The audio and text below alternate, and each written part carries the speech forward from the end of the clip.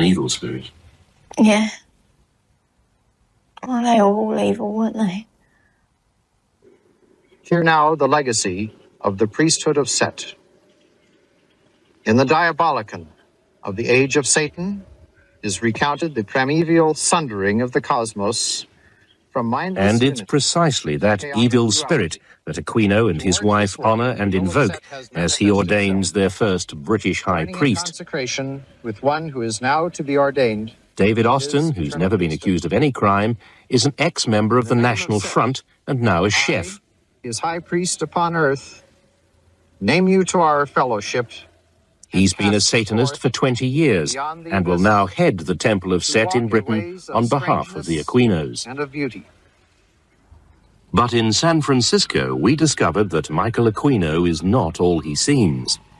For a start, he's a lieutenant colonel in the US Army and a specialist in psychological warfare, holding a top-secret military security clearance. Army investigators here at the Presidio base in San Francisco have now formally accused him of ritually abusing young children from the base's daycare center. Indeed, one young girl says she was horribly abused by both Michael and Lilith Aquino at their nearby home. A U.S. Army chaplain made an accusation of child centering on us at the Presidio of San Francisco at a time when my wife and I were living 3,000 miles away in Washington, D.C. But we have a copy of the police report, and the child appears to have identified you. That's not true. But as the police report shows, and the Aquinos know full well, the victim of that attack did identify them both as her abusers, to her parents, to her therapist, and to the Army. I'm glad you mentioned the John Walsh thing, too, because that is one of those cases, and it didn't even make it on my notes, but the Adam Walsh case, the McMartin preschool thing, the Hampstead, Yes. Presidio, that's another good one. Yeah, and well, then Michael Aquino keeps coming up, and in a time when people didn't have that access to information the same. So how is everyone getting a story together from opposite sides of the country? Well, how do they all have the same, saying the same things? The same people keep coming up, right? So that's the good news. It is the same people over and over again. It's not that we share the planet with that many evil, dark, negative energy force perpetrators, as that they have been sneaking in for a long time below our radar, distracting us over here, sneaking in over here until they can appear to be more of them than there are. It's like the Wizard of Oz, when they pull back the curtain, he's just in there pulling the levers, and it's just really the reality of it. It goes back to the same people over and over again.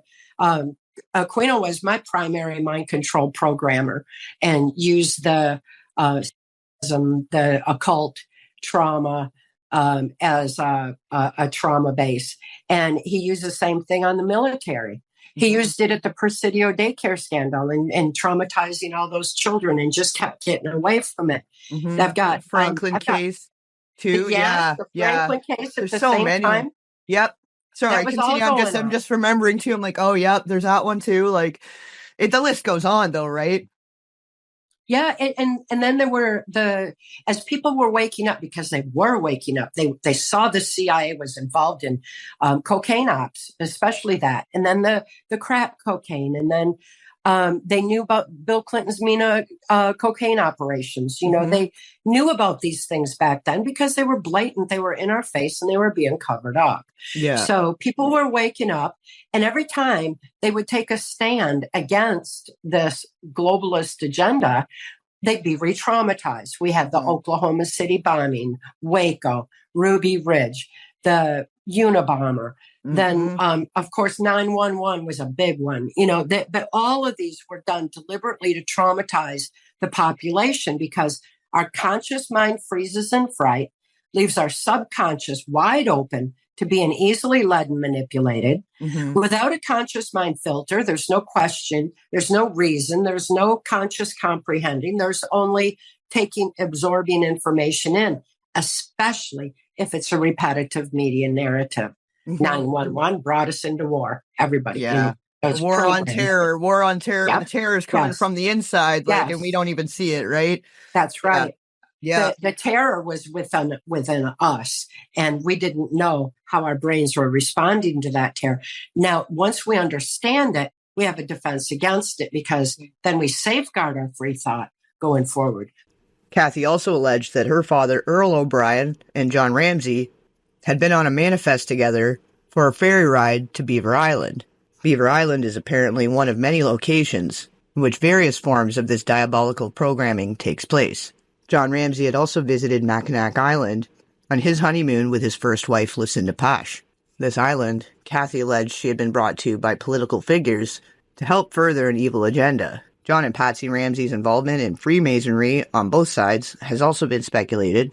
Freemasons have historically had deep ties to military and defense industries, and the presence of Freemason symbolism has been truly compelling. The checkerboard floor pattern in the Ramseys' home, for example, and for one of JonBenét's pageant dresses. It was also noted that Patsy Ramsey's father, Donald Poe, had specific symbolism on his gravestone, which indicated that he was a high-ranking member. Donald's father, and Patsy's grandfather, was buried in the Cairo Masonic Cemetery in West Virginia. The Ramsey home was also less than 10-minute drive to Boulder, Colorado's main Masonic temple, located at 2205 Broadway Street. Some have also speculated that on top of the ties District Attorney Alex Hunter had with John Ramsey and his lawyer, Michael Bynum, that they may have all been members of the same Masonic lodge, but there's been no evidence to confirm that. It is also believed that not only due to the military involvement and some evidence being sealed for national security, but that this brotherhood may have had a part in what caused the case to be intentionally botched. Between the mishandling of the case and the obstruction of due process by those who should have been the most interested in serving and obtaining justice, there was also some unknown entities sent to harass and terrorize those who were making the most effort. Many were also given gag orders, preventing them from speaking publicly on what they saw, heard, and experienced, including the 911 operator, Kimberly Archuleta, and the Special Victims Unit investigator, Linda Arndt. You were talking about lab results and waiting for stuff to come back, but how close are you to an arrest? There's no timeline we're putting out at this point. Police don't have specifics on that. Obviously, they want to be successful in this case. They are continuing to investigate it professionally. They want an outcome that's going to be successful in court. They'll take whatever time they need to see that happens. Leslie, based on your comments about the DA's involvement and some other comments you made in your statement, it makes it sound like you are anticipating an arrest. This is normal police procedure. The DA's office works with the Boulder Police Department in the preparation of the case. They would do so in any case, and they are providing normal assistance in this. The search warrant been asked for or executed? Do you still consider this a kidnapping since the bargaining chip, the body, was left behind at the scene? Police have not ruled out the kidnapping aspect of this, but as we have said from the point at which the body was found, they are focusing on this as a homicide investigation. Has a search warrant been asked for or executed of the business, Access Graphics? I don't have that information. How can you say, Leslie, that you don't have any suspects on one hand, and on the other hand say that there is not a killer, a serial killer of children out there on the loose? I know you've covered this before, but people out there are afraid. We can certainly understand people's concern, their emotional concern and involvement in this case, especially people who were friends and neighbors of the Ramseys. But the police have continued to say that, of course, Boulder is a town of 96,000 people. People should take normal precautions that they took a year ago or a month ago. You don't leave your children unattended. You don't let them sit in the car alone. These are normal precautions. And we certainly would suggest that people continue this, but they don't feel that there is a particular concern that Boulder is any more or less safe than it was a week ago or a month ago. Why not? I don't have anything further to add on that. There are reports of a convicted file in the neighborhood. Can you confirm? I cannot confirm. Leslie, is there confidence on the part of the police department that this will be solved? The police are confident that they are conducting the most appropriate investigation possible. They want an outcome, as does the public, and as does this community, and obviously as do you, that will be successful. It would be, I think, irresponsible to predict the future. They will continue to do the investigation properly. Will but the older... that you're taking a high priority. It is not a priority to talk to the parents, and yet you're taking the time to be detective to send them to their vacation home in Michigan. Why such an interest in this family's vacation home if you don't even think you want to talk to the parents? I think that's not quite an accurate portrayal. Police have been working on setting up a formal interview with the Ramsays, and they will continue to try that. I'm sorry? Why go to Michigan then? They are doing background, collecting information, talking with people, and following through on a thorough investigation. The father claims in his rush to see if JonBenét was still alive, he moved the body, carrying it upstairs. The position of the rope around her neck and a second rope around her wrist also changed. And he says he ripped the tape off his daughter's mouth. The murder and the mystery around it is capturing worldwide attention. Reporters from Australia are in Boulder. British newspapers and television are carrying the story, and the tabloids will too in their next editions. In yet another unusual twist in this unusual and tragic case, the police chief in Boulder will talk to the community, but his words will surely be heard around the world. Roger O'Neill, NBC News, Boulder. That was January 9th, 1997. That evening, Boulder's police chief defended his department's handling of the case and asked the media to back off. It didn't happen. They've decided to tell their story. This is a live appearance for the Ramsays. Okay, police are there. Friends come over. What happened to Burke? Does he stay asleep, or do you wake him up and send it? What happens to Burke? Burke was in bed. We got him up. Don't remember what time, but we had him go to a friend's house. I told him his sister was missing. Told him the truth. Told him the truth. We didn't try to make it as easy on as we could, but he cried immediately, so he knew something seriously was wrong. And he went to a friend's house. Now, what are you doing, Patsy? You waiting for a phone call from the kidnapper? Is that what you... Right, yes. By that time, Linda Arndt had arrived, Detective Linda Arndt, and she was introduced to me by the first officer, French, who was there. And he said, Mrs. Ramsey, if my child were missing, I would want Detective Arndt looking for her.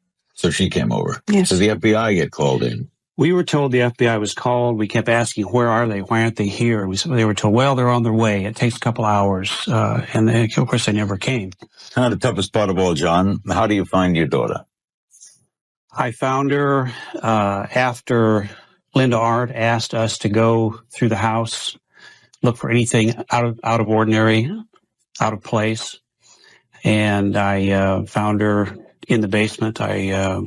Where? She was in a room that probably originally was a coal cellar. It was a 4 concrete walled room. I knew instantly when I opened the door that I'd found her.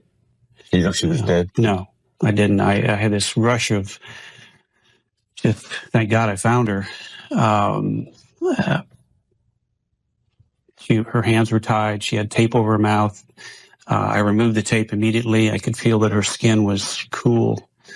And I feared the worst, but I still held out hope that she would be okay. Now, with the police officer in the house at that time, why didn't you you picked the child up, right? Yes. Why didn't you call a police officer to come right over and take care of her? That's what child. I loved her. Instinctive reaction. Where were you, Patsy? I was upstairs with You friends. told Patsy? I don't remember the sequence. I picked JonBenét up. I carried her upstairs. The police officer didn't complain about that?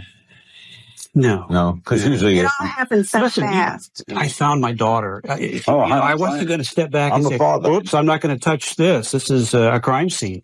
I'd found my precious daughter. And thank God I found her. Did you try anything to revive her? I took the tape off her mouth. I tried to untie her arms. They were very tightly bound. I couldn't get the knot undone. And then I picked her up and I just screamed. The kind of scream you scream in a dream when you're trying to speak, but you can't. It's just a scream. Did you see her too? I heard him scream. You never saw her? Yes, I did then see her. Mm-hmm. My friends I was in the TV room and I said, what is it? What is it? And they kept, holding me. Wait, I don't know what it is. One of our friends ran into the room and said, we need an ambulance, tried to dial 911. And I kept screaming, what is it? What is it? And, then in just a couple minutes, then I walked into the living room. What did the police say? Did they say anything? Did they? Well, Linda Arndt was the only police person that was there that I recall. They all had left. The others had left. Well, I don't know. There were a lot of people there. It was a blur to throughout the you. morning. Yeah, It was a blur. We had victims advocates there. We had uniformed police. We had detectives.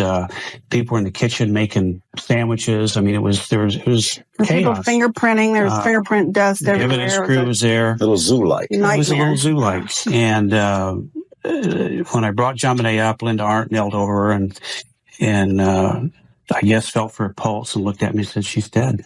Did you ever think, because what can you think at a time like this? Why would someone send a ransom note, kidnap someone, and then kill them and leave them in the same house? Well, if the purpose is to get money. Larry, this person is a madman. It's a monster. They don't think logically. Pedophile? We think it was a pedophile. We think it was a male. There's several key pieces of evidence that we think will lead us to the killer. Male, pedophile. We think a stun gun was involved, so this person either had a stun gun or had access to one. The number 118 had significance to this person. 118,000 was the amount of the ransom note. That was picked for a purpose. We don't know what the purpose is. SBTC meant something to this killer. That was how the ransom note was signed. And this person was in Boulder, Colorado on December 25th. We're not looking for a needle in a haystack. If it was a pedophile, was your daughter sexually abused? I don't think there's conclusive evidence of that. We don't know. Have you talked to the medical? Did they send you the autopsy reports? No. The police have not talked to us at all. We don't know what's been done. We don't know questioned you, right? Oh, we've questioned us extensively. But they haven't told you anything about, you have not seen a death certificate? No. No. You don't know how your daughter died? Well, we do. She was strangled. That's the cause of death. That's the cause of death. But you don't know if any sexual activity took place? It's not clear to me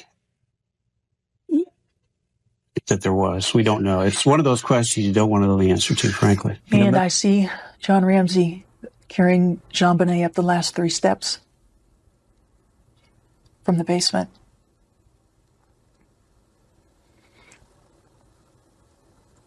And my mind exploded. And everything that I had noted that morning that stuck out instantly made sense. And JonBenét was clearly dead. Then she's been dead for a while. I ordered him to put JonBenét down. I knelt next to her and I leaned down to her face. And John leaned down opposite me. And his face was just inches from mine. And we had a nonverbal exchange that I will never forget. And he asked if she was dead. And I said, yes, she's dead. And I told him to go back to the room and to dial 911. And as we looked at each other, I remember, and I wore a shoulder holster, tucking my gun right next to me and consciously counting, I've got 18 bullets. Why did you do that? Because I didn't know if we'd all be alive when people showed up. I said everything made sense in that instance. And I knew what happened. Do you think your fear was well-founded? You bet I do. There's no doubt in my mind. To this day? Never wavered. You were afraid because you thought the killer was still in the house. I knew it. Absolutely? Absolutely. 1:10 p.m., Detective Arndt moved JonBenét's body from the hallway to the living room. John Ramsey came back into the living room. And he grabbed a throw that was on the back of a chair. And he says, could you please cover her body? And as he's saying it, he's already put the blanket on top of her. Arndt would later be harshly criticized for 2 key decisions: asking John Ramsey to search the house and allowing John Ramsey to place the blanket on JonBenét's body. You had to know that that was going to contaminate evidence. JonBenét's body was in and of itself a crime scene. Would it be nice if John hadn't found JonBenét? Absolutely. And would it be nice if he hadn't put a blanket? Yeah, it would be great. And it would be nice if there were other people to help control and keep people away. That would have been wonderful. But that's not the circumstances that I had available that day. Still alone in the living room with John Ramsay, Arndt then heard Patsy Ramsey's voice. And I heard a wail, just a guttural moan, aching wail from the back area. It's probably one of the most pitiful things I've ever heard, and anguished. And I saw the rest of the people, the Patsy and the pastor and the 4 friends, come from the den towards the living room. So I said, if you want to say goodbye to JonBenét, this is the only time you'll have to do it. And, there's just so much. There's so much pain. And I called 911. I get my radio number. And I said, the kidnapping has turned into a murder. This house had suddenly become a homicide crime scene. Oh, it became hell. JonBenét was brought up at about 5 minutes after 1. And at 10 after 1, nobody'd shown up. And I looked out the window to the street and I saw an ambulance slowly drive by. And I thought, I am in the Twilight Zone. Meanwhile, the pastor led the Ramsays and their friends in prayer in the living room, holding hands as JonBenét's body lay before them. I thought that would be the best way to organize everyone, to keep them distracted, to keep them from touching JonBenét, and to keep them focused on something other than looking at JonBenét. 1:20 p.m., after 3 hours as the only officer on what Arndt calls an incredibly tense crime scene, and 20 minutes after JonBenét's body was found, backup finally arrived. The next day, the autopsy on JonBenét was conducted. Linda Arndt was there. I hadn't seen savagery done to a child or even an adult until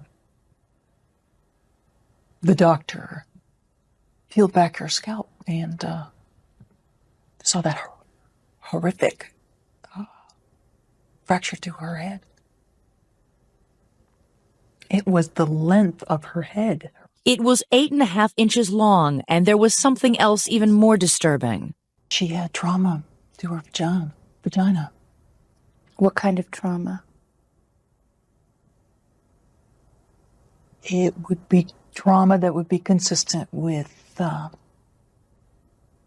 injuries seen in sexual assault cases. Recently? I guess the best way to say that was what was seen was not a first-time injury. The coroner, in fact, said the evidence was inconclusive, but ABC News has confirmed that 3 medical experts who consulted for the Boulder Police Department concluded the injuries were consistent with prior sexual abuse. As the Ramsay investigation dragged on for weeks, then months, and then years, the criticism of Linda Arndt's actions that December day continued. But she still defends her actions, saying she has become a scapegoat for a flawed investigation. And Linda Arndt remains convinced that she knows who killed JonBenét Ramsey. She will not say the killer's name, but has no doubt that justice will never be done. Do you think this person will ever be indicted, will ever be charged or convicted? No. What you're saying is, whoever killed JonBenét will get away with murder. Yes. Well, back with the Ramsays, you almost immediately became suspects. You know why? Or the public perception of suspects. Well, was it because of the bathing, because of the... No, I think the tragedy... Way before that. The tragedy of this investigation wasn't ended on December 26th. Linda Arndt, the lead detective that was there, went on national television a few months ago and said, I knew the father did it because I saw it in his eyes on the 26th. I didn't act right. I was too calm, cordial. How did you react when she said that? It was a bit incredulous, but it also illustrated the bias we were dealing with from the very beginning. Right. But do you think that had something to do with the fact that your daughter entered pageants. I think the decision was made that at that famous time. picture. At that time, Detective Arndt didn't know JonBenét. She didn't know. When did the public first see pictures of JonBenét in her outfit? I think that wasn't until after the first of the year. Well, that's a week later. I really don't know exactly. But don't you think, John, that caused a stir in people? I think most people say, I wouldn't have my child do that, even though many do. Many do, and it was a wonderful thing that Patsy and JonBenét enjoyed doing together. It was certainly misinterpreted, I think, and it's one of those things that the eyes of the beholder. But it led to those stories, jealousy. But that was several days afterwards. I mean, we know Linda Arndt made up her mind, and the rest of the Boulder Police Department, we believe, made up their minds the 26th of December. Oh, there was us. You know, that it was the parents. Is that because they found no entrance into the house? We don't know. Well, we know, Larry, that a window was open. Under that window was a suitcase, as if a step to get up through it. We learned later that they found a door open, which I didn't know about until almost a year later. That house There's is a not lot of evidence. The police that were there the morning of the 26th taking evidence have a lot of tangible evidence. They did a good job at collecting evidence. We have fibers, we have DNA, we have a lot of evidence. The problem was that then they did not take the evidence to where it would lead. Why did they think it was you?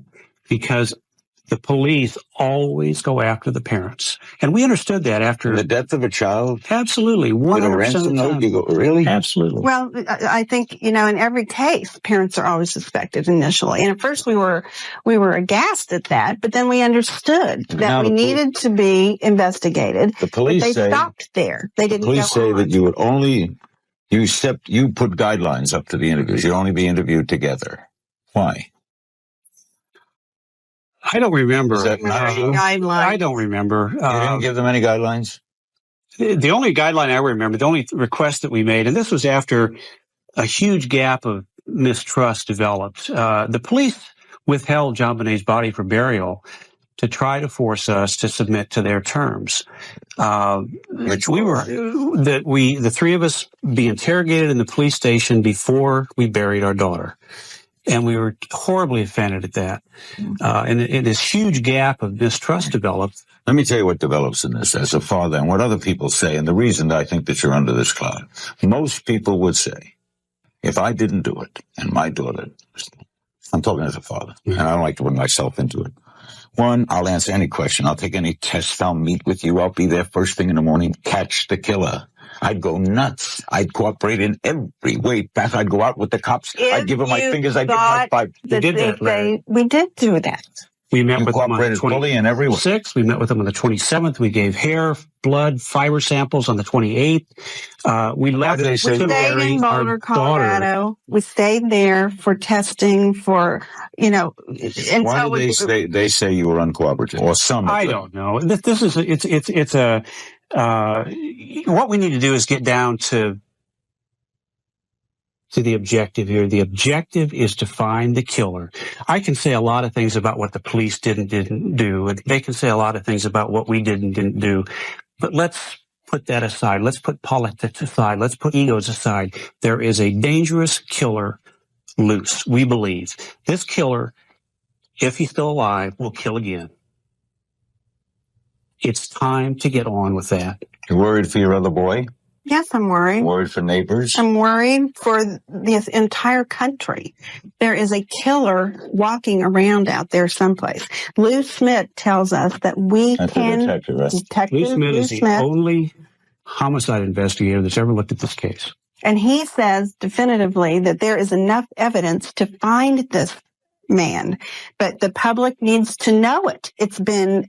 Why were the police not once? Why wouldn't they? Oh, I think the police are passionate. That it's you? They're passionate that it was one of us. Soon after the JonBenét Ramsey, her parents had hired lawyers, a media consultant, and a former FBI agent with a national reputation as a criminal profiler.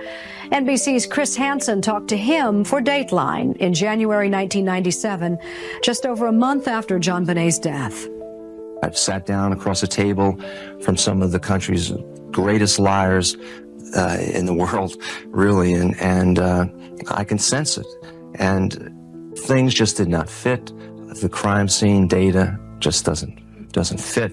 John Douglas, the pioneer of criminal personality profiling, is offering the first insider's view into the JonBenét Ramsey murder investigation. Douglas was called into the case not by police, but by lawyers retained by the little girl's parents. Why did they hire you?